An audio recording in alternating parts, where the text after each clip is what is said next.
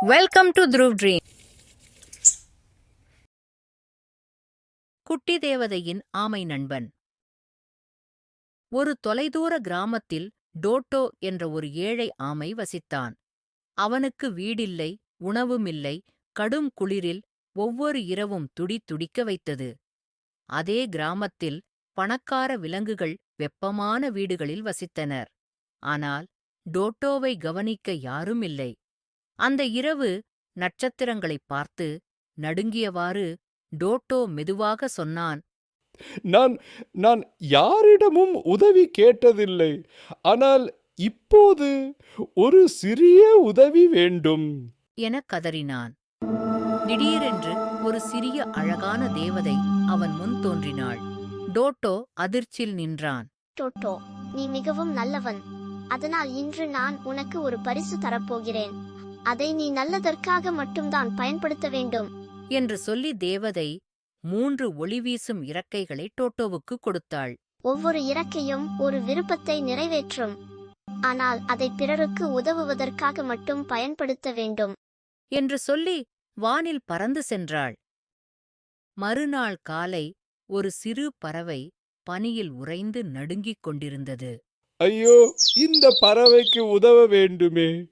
அவன் தன் கையில் ஒளிரும் இறக்கையை பார்த்து, இந்த பறவைக்காக ஒரு சூடான இடம் வேண்டும் என்று மனதில் நினைத்தான். அந்த நொடியில் ஒரு கூடு தோன்றிவிட்டது. பறவை மகிழ்ச்சியாக கூண்டுக்குள் புகுந்து அதன் சிறகுகளை விரித்தது.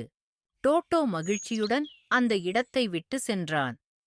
பிறகு ஒரு வயதான முயல் பசியுடன் துடித்துக் கொண்டிருந்தது. என்ன செய்வது? ஒரு பழங்கூட கிடைக்கலையே.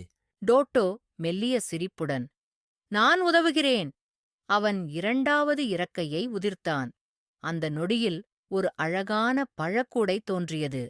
முயல் ஆச்சரியத்தோடு பார்த்தது. டோட்டோ, நீங்கள் உண்மையிலேயே ஒரு நல்ல ஆமை. அதைக் கேட்டு டோட்டோ மகிழ்ச்சியானான். அந்த இரவு ஒரு மிகப்பெரிய பனிப்புயல் கிராமத்தை சூறையாடியது. நரி, கரடி மற்ற அனைவரும் தங்கள் வீடுகளில் நடுங்கிக் கொண்டிருந்தனர். நாம் என்ன செய்வது?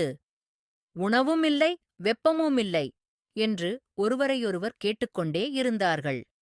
டோட்டோ தனது கடைசி இறக்கையை பார்த்தான். இப்பொழுது நான் உதவ வேண்டும். எல்லோரும் வெப்பமாகவும் பாதுகாப்பாகவும் இருக்க வேண்டும். அந்த நேரத்தில் கிராமத்தில் வெப்பமான வீடுகளும் சுவையான உணவுகளும் தோன்றின. எல்லா விலங்குகளும் மகிழ்ச்சியாக வாழத் தொடங்கின. சிறிது நேரம் கழித்து தேவதை திரும்பி வந்தாள். டோட்டோ, நீ உன் வரங்களை பிறருக்காக மட்டுமே பயன்படுத்தினாய். அதுவே உண்மையான செல்வம். You are my best friend. அந்த நொடியே டோட்டோவின் பட்டையில் ஒரு பொன்னிற நட்சத்திரம் மின்னியது. அன்றிலிருந்து யாருக்காவது உதவி தேவைப்பட்டால் அந்த நட்சத்திரம் ஒளிர்ந்து டோட்டோவுக்கு வழிகாட்டியது. உண்மையான செல்வம் பணம் இல்லை, இரக்கம் மற்றும் நல்ல இதயம்தான். ஹாப்பியா வாழுங்கள். Like and subscribe for more videos.